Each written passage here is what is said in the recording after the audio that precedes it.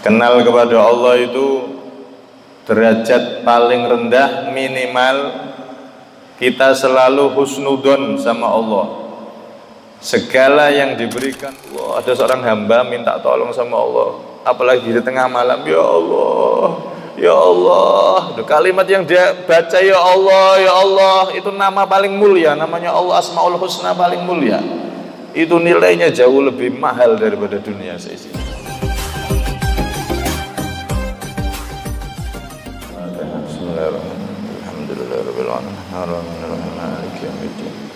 إياك نعبد وإياك نستعين اهدنا الصراط المستقيم صراط الذين أنعمت عليهم غير المغضوب عليهم ولا الضالين. Assalamualaikum warahmatullahi wabarakatuh. Bismillah, alhamdulillah, wassalatu wassalamu ala rasulillah Sayyidina Muhammad bin Abdullah wa ala alihi wa sahbihi wa man wala wa la hawla wa la quwwata illa billah. Rabbi syrah li sadri wa yassir li amri wa ahlul 'uqdatam min lisani yafqahu qawli.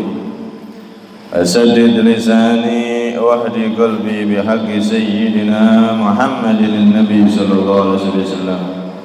Dusturakum ya ahlal darki wa ya ahlal batin wa ya ahlan nubati wa ya ahlan nur, amma ba'd. Hadirin jamaah Masjid Darus Salihin yang dirahmati oleh Allah Subhanahu wa taala, alhamdulillah Allah Subhanahu wa taala mengizinkan kita untuk sama-sama kita niat i'tikaf di salah satu rumahnya, yakni masjid, dan kita niat untuk sama-sama menghidupkan ilmunya Nabi sallallahu alaihi wasallam.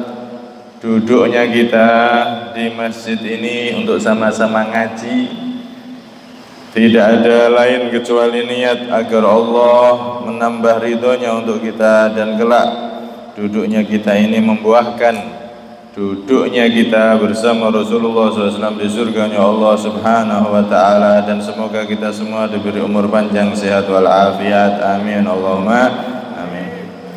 Hadirin semuanya yang dirahmati oleh Allah Subhanahu wa ta'ala, kita sampai pada hikmah yang ke-79. Qala al-musannif radhiyallahu anhu wa nafa'ana bihi wa bi'ulumihi wa bi'ulumi masyayikhina ajma'in, amin. Al-arifuna idha busitu akhwafu minhum idha kubidu wa la yaqifu ala hududil adabi fil basti illa al-qalil. Al-arifuna, orang-orang yang kenal kepada Allah, para walinya Allah, orang yang dekat kepada Allah Subhanahu wa ta'ala.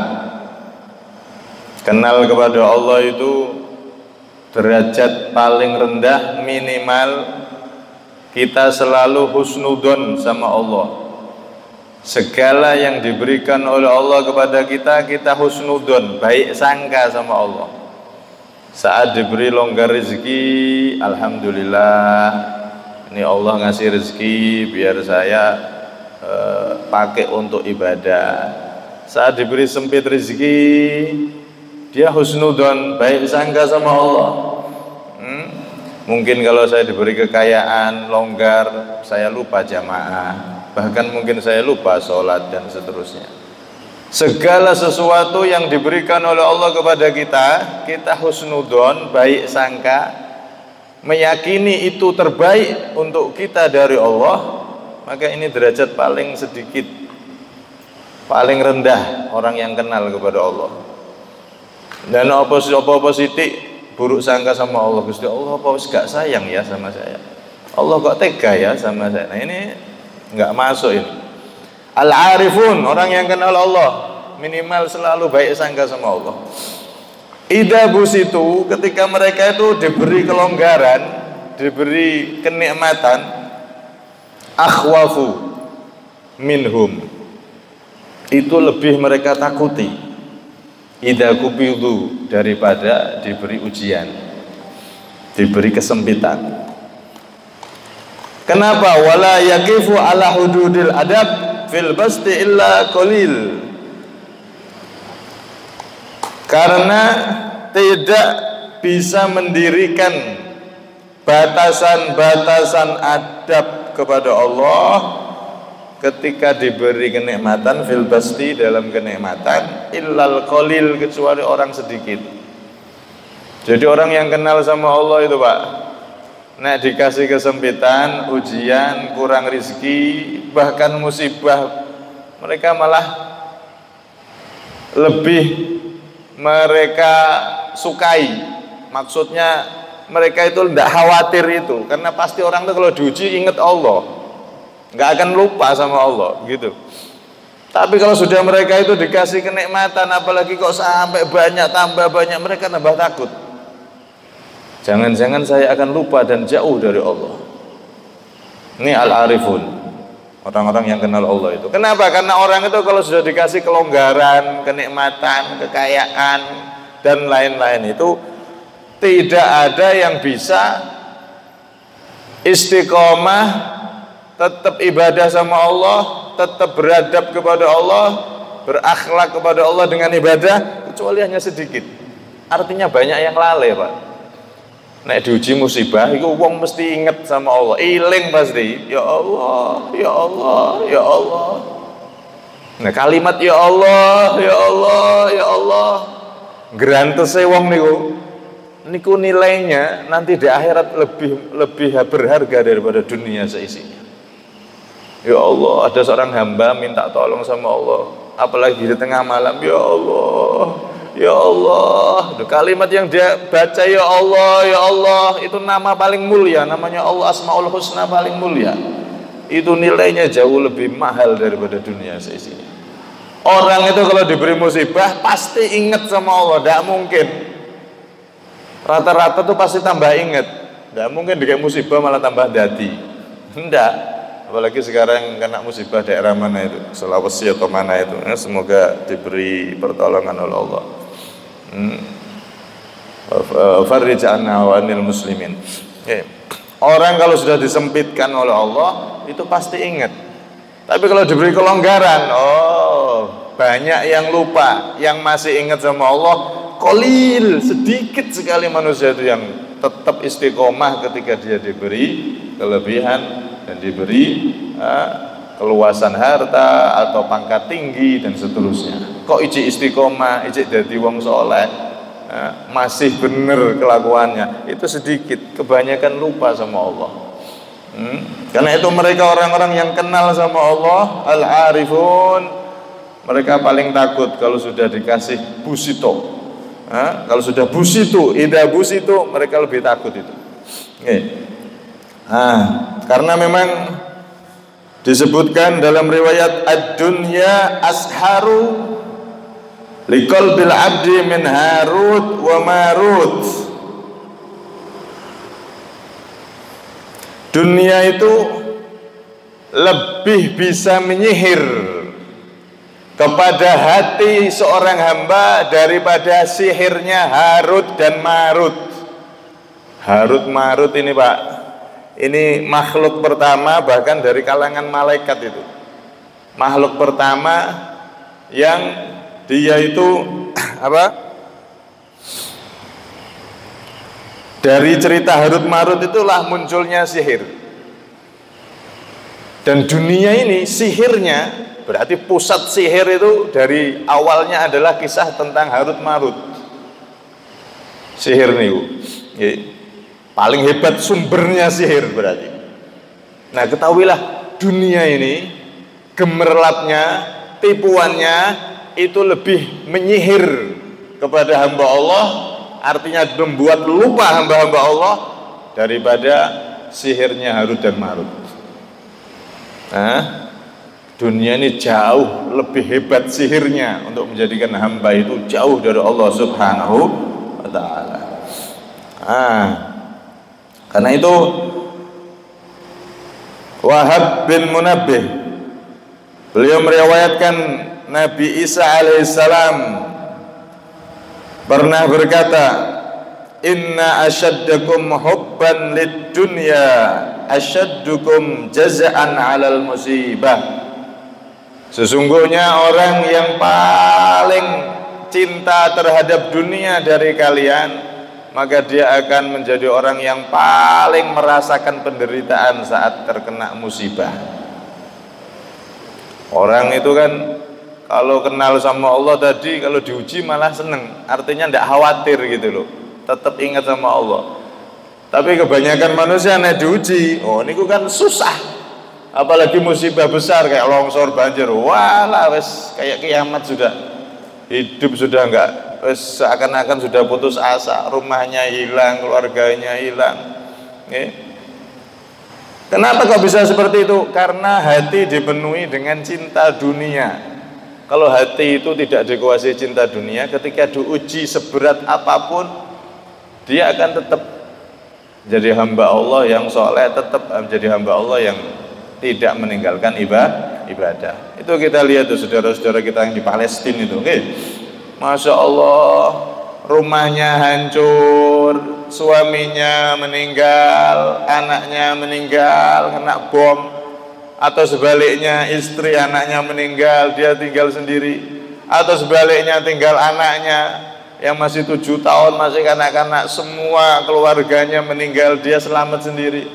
Subhanallah, mereka tetap yang keluar dari lisan mereka zikir kepada Allah Subhanahu wa ta'ala. Tidak depresi terus stres itu, tidak. Mereka imannya begitu kuat hingga pantas mereka itu ditaruh oleh Allah di negeri Syam, di Palestina, untuk menjaga Baitul Maqdis, mempertahankan tempat termulia ketiga bagi umat Islam, yaitu Masjidil Aqsa. Rahimahumullah, semoga mereka semua dirahmati oleh Allah, baik yang hidup ataupun sudah meninggal. Dan jangan lupa kita doakan terus itu Palestina, karena sampai sekarang masih perang. Allahumma ansuril Islam wal muslimin khususan fi Gaza wal Palestin. Semoga mereka diberi kemenangan, dijaga oleh Allah. Amin Allahumma amin. Orang-orang yang dekat sama Allah, al-arifun, yang kenal sama Allah, mereka itu kalau diberi ujian tidak khawatir, malah aman gitu. Tapi kalau diberi kelebihan harta, kelonggaran, justru malah khawatir kalau sampai lupa. Kenapa Pak? Karena jangankan kita ini yang orang biasa, sekelas orang yang hidup di zaman Nabi, dulunya jadi sahabat Nabi, nggak usah kita sebutkan namanya, ta'aduban bihim, karena kita jaga adab pada beliau, tidak perlu disebutkan namanya. Ada orang di zaman Nabi, salah satu sahabat Nabi, ketika nggak punya, dia jamaahnya di belakang Nabi Muhammad SAW di Masjid Nabawi, setiap saatnya 5 waktu. Bahkan disebutkan dia itu kalau jamaah pakaiannya joinan sama istrinya, saking nggak punyanya, pakaian sehelai gitu, dibuat kayak orang ihram, dia datang ke masjid, pakaiannya cuma satu. Nanti istrinya kalau sholat nunggu suaminya dari masjid selesai pulang baru dipakai sama istrinya untuk mau kena. Saking nggak punya pakaian. Miskinnya udah paling miskin ini kalau zaman sekarang. Dono wong gak duwe kok sampai pakai ini siji joinan mbek bojone selimut. Ya Allah, kok ngenes men. Itu ketika dia nggak punya, sholatnya nggak pernah telat sama Nabi 5 waktu. Subhanallah. Ketika Rasulullah dapat hadiah kambing dari orang, Nabi itu kan sering dikasih hadiah-hadiah. Kadang dikasih hadiah kambing sekian, ada yang ngasih hadiah kurma sekian karung. Berarti kalau sekarang itu beras. Ada orang-orang kaya itu mengasih hadiah Nabi SAW. Seperti biasa, kebiasaan Nabi kalau sudah dapat hadiah banyak dari orang itu, nggak sampai sore sudah habis, dibagi-bagi lagi sama Rasulullah SAW. Kambing dikasih hadiah orang. Ini si sahabat yang ahli sholat ibadah ini datang. Wahai Nabi, doakan saya kaya wahai Nabi. Saya minta kambingnya untuk saya rawat, saya buat usaha. Maka kata Rasulullah, kamu seperti ini lebih baik daripada kamu nanti kaya. Ngeyel, akhirnya singkat cerita dia ngeyel, wahai Rasulullah, saya pengen jadi orang kaya wahai Nabi. Akhirnya dia dikasih kambing betina sama jantan, dikasihkan. Singkat cerita, dia mulai itu mengembala 2 kambing itu, dirawat sama dia. Kambingnya beranak, tambah banyak. Dia semakin sholatnya jamaahnya semakin kurang. Awalnya 5 waktu jadi 4 waktu toh. Semakin banyak kambingnya semakin kurang sampai akhirnya 5 waktu tidak ketemu Nabi Muhammad SAW, tidak bertemu Kanjeng Nabi, tidak sholat sama Kanjeng Nabi Muhammad SAW. Sibuk ngurusi kambingnya sampai lembah itu penuh dengan kambingnya dia. Antara gunung satu dan gunung sebelahnya lembah ini kan, tanah antara 2 gunung itu kan namanya lembah. Itu sampai penuh dengan kambingnya. Subhanallah, ketika dia jadi orang kaya, disuruh zakat sama Nabi Muhammad SAW, tidak mau zakat. Akhirnya apa yang terjadi? Dari orang yang begitu soleh, ahli jamaah, dikasih kekayaan, nggak mau mengeluarkan zakat. Akhirnya jadi orang munafik. Naudzubillah min dzalik. Ini zaman Nabi, Pak.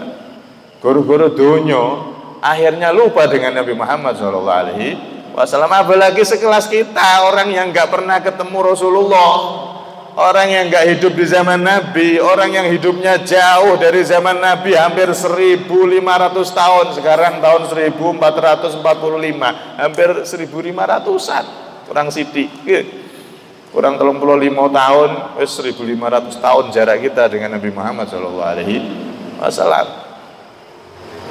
Kena dunia semakin akeh, kok nggak lali? Oh, ajaib itu, hebat itu. Kebanyakan orang itu kalau sudah diberi dunia oleh Allah, diberi kelonggaran, kenikmatan, pangkat yang tinggi, harta yang banyak, royal sudah. Dulunya rutin sholat jamaah, rutin ke masjid, lama-lama rutinnya ke kenapa niku tempat-tempat rekreasi. Dulu iktikafnya di masjid, di majelis ilmu, sekarang iktikafnya di kafe, di hotel, di tempat-tempat belanja yang besar itu namanya mall. Wes melaku rono rene, akhirnya dia jadi orang yang lupa kepada Allah Subhanahu wa Ta'ala. Karena itu jadilah kita hamba Allah yang selalu mensyukuri dalam semua keadaan. Boleh kita minta kaya, tapi minta kaya yang barokah. Jangan cuma sekedar pengen kaya, tapi ternyata tidak berkah. Artinya apa? Usaha kita pengen rezeki banyak, pengen kaya itu, usaha itu dengan usaha yang baik, usaha yang benar-benar diridhoi oleh Allah. Nanti kalau kaya jadi orang kaya yang berkah.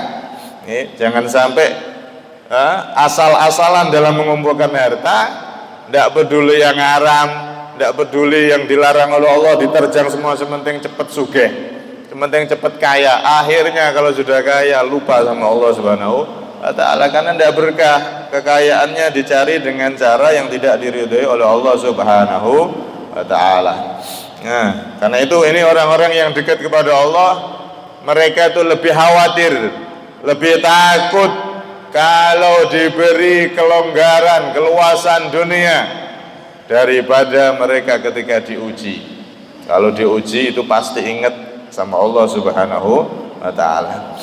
Di samping itu, karena memang orang yang diberi ujian oleh Allah, dia bersabar, itu banyak sekali digambarkan oleh Rasulullah.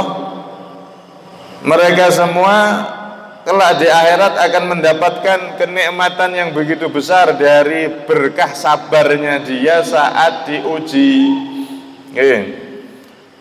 Dalam hadis disebutkan, hadis sahih, yu'ta yaumal qiyamah bi an'ami ahli dunya min ahli nar. Didatangkan nanti di hari kiamat seseorang yang paling nikmat ketika hidup di dunia. Orang ini nomor 1 sudah, paling nikmat ketika dulu dia hidup di dunia. Kalau bahasa sekarang ini jadi orang paling kaya sedunia. Siapa itu paling kaya di dunia? Orang Amerika itu, Bill Gates. Atau siapa itu yang punya mobil listrik itu? Siapa itu? Itu orang kaya di dunia. Pengen apa aja, oh presiden semua negara aja hormat sama dia. Pabriknya besar, jadi orang kaya di dunia. Pengen apa aja ada. Jet pribadi yang cepat meluncurnya, pesawat pribadi punya, helikopter punya, semuanya punya. Paling nikmat sudah secara zahir. Ini nanti di akhirat didatangkan orang yang ketika hidup di dunia dia adalah manusia ranking 1, hidupnya dipenuhi dengan kenikmatan dunia, paling pol nikmatnya ini. Tapi saat itu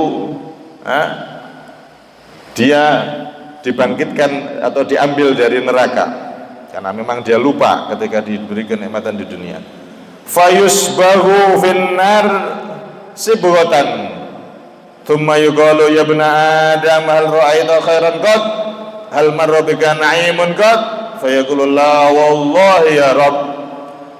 Orang ini paling nikmat ketika hidup ini, dibangkitkan, kemudian dia dicelupkan, dimasukkan ke neraka, dicelupkan di siksa neraka. Kayak wong niku nyelupno kain di air, dicelupno tok, baru dicelupkan tok, ini belum dimasukkan di neraka, nyelup tok.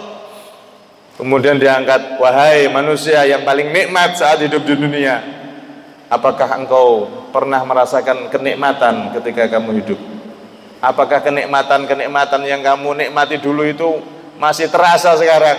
Maka dia jawab, sama sekali aku nggak merasakan kenikmatan ya Allah. Artinya apa?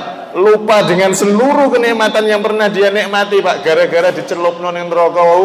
Sampai lupa, dia merasa orang yang ketika hidup tidak pernah merasakan nikmat seumur hidupnya. Subhanallah, ini orang yang paling nikmat, paling hebat hidup di dunia. Lah apa meneh kok wis di dunia ndak patek duwe, ya, terus lupa sama Allah, lupa dengan ibadah. Ya Allah, dicelupno ning neraka. Takoki pernah dapat nikmat ndak ente? Pernah ngerasakan nikmat ndak kamu? Ya wis wassalam. Yang paling nikmat aja dicelupno ning neraka, dikasih cicipan siksaan neraka aja, dia ini nomor 1 di dunia paling nikmat, dia merasa tidak pernah merasakan nikmat. Saking ngerinya itu siksaan neraka. Sebaliknya, ada orang itu yu'ta bi asyaddin nasi bu'san fid dunya min ahlil jannah. Didatangkan orang yang sebaliknya, ketika hidup di dunia ini dia paling miskin, paling banyak ujian, paling sakit, paling gak enak hidupnya, sudah nomor 1 paling gak enak. Kemudian orang ini fayusbahu fil jannah sibghah fayuqalu lahu ya ibna adam hal ra'aita bu'san qad hal marra bika shiddatan qad fayaqulu la wallahi ya rabb. Kemudian orang ini dicelupkan di kenikmatan, dalam kenikmatan surga, dimasukkan di surga sebentar, diambil lagi, ditanya, wahai anak Adam, apakah engkau masih merasakan jadi orang yang paling menderita, makhluk Allah yang paling menderita? Maka dia mengatakan, enggak, sama sekali aku enggak merasakan penderitaan blas. Loh kenapa? Barusan dicelupkan di surga tadi itu. Sakitnya, ujiannya dan penderitaannya saat dia hidup nomor 1 paling menderita sedunia kok, bayangno niki. Terus mentok to niki. Itu kan rasa sakitnya, pengalaman hidupnya dulu di dunia otomatis kan tertanam itu. Teringat itu betapa saya dulu di dunia itu susahnya ndak karuan. Subhanallah, dicelupkan di surga sebentar.